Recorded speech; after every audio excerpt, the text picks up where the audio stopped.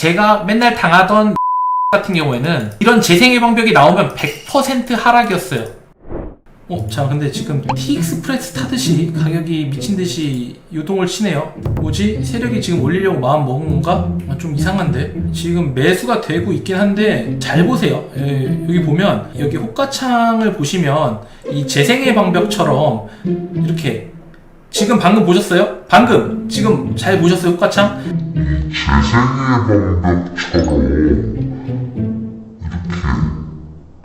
235의 매수벽이 있고 236을 뚫었는데 다시 계속 매물이 나오면서 물량이 매수가 소화를 하지 못하고 뒤로 밀린 거 보셨죠? 그게 이 재생의 방벽이라고 제가 부르는데, 그런 그 호가창을 보시면 일단 좀 주의하셔야 돼요. 이게 장난치고 있는 거거든요. 그래서 이런 것들은 올라가는 한이 있더라도 저는 안 건드리는 게 좋다고 봐요.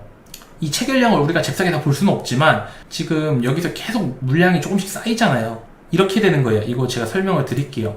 어떻게 하냐면, 보통 이런 식으로 호가창이 움직이면요, 여러분들 당하지 말라고, 이렇게 있는데 여기 보시면 여기 호가창에 이렇게 쌓여 있잖아요. 이렇게 매물이 쌓여 있고, 뭐 예를 들어 이게 40만 개다 이렇게 쌓여 있고, 여기 매수벽이 뭐 예를 들어 70만 개 이렇게 쌓여 있다고 봅시다. 매수를 하다 보면 이 숫자가 깎이죠. 뭐 38만 5천 깎여서 30만 뭐 이렇게 깎이잖아요. 또 깎여서 25만 이렇게 깎이다가 어느 순간 갑자기 다시 32만 뭐 이렇게 늘어요. 이런 식으로 늡니다. 그리고 줄어들고 또 늘고 말하면서 와리가리 치고 받아요. 이게 재생의 방벽이라고 저는 하는데, 이런 차트가 나오면 일단 그 호가창보다는 무조건 빠진다고 보면 돼요.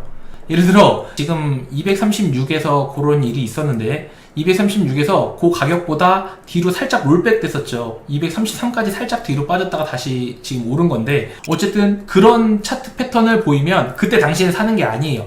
일단 좀 관망하는 겁니다. 보통 재생의 방벽이 나오면 살짝 뒤로 빠지거든요. 이해되셨습니까? 그리고 이 패턴의 문제가 뭐냐면, 세력이 여기에 벽을 세우고, 이 물량도 세력 거예요.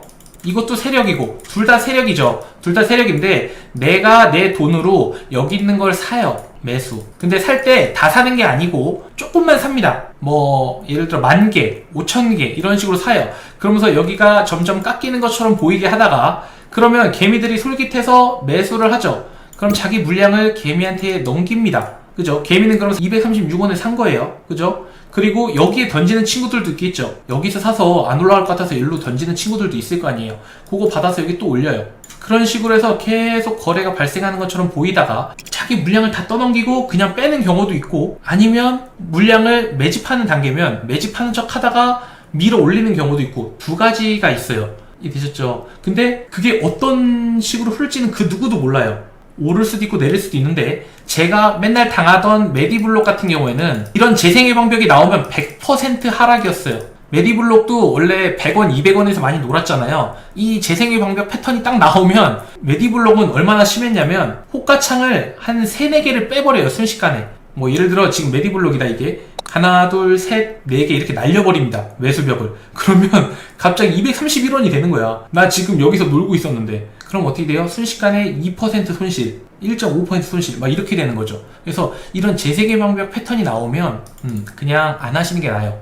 이런 어떤 어줍지 않은 확률에 기대는 거는 별로 제가 추천하고 싶지 않은 선택입니다. 지금 못 올라가고 그냥 계속 와리가리 치고 있잖아요. 못 올라가고.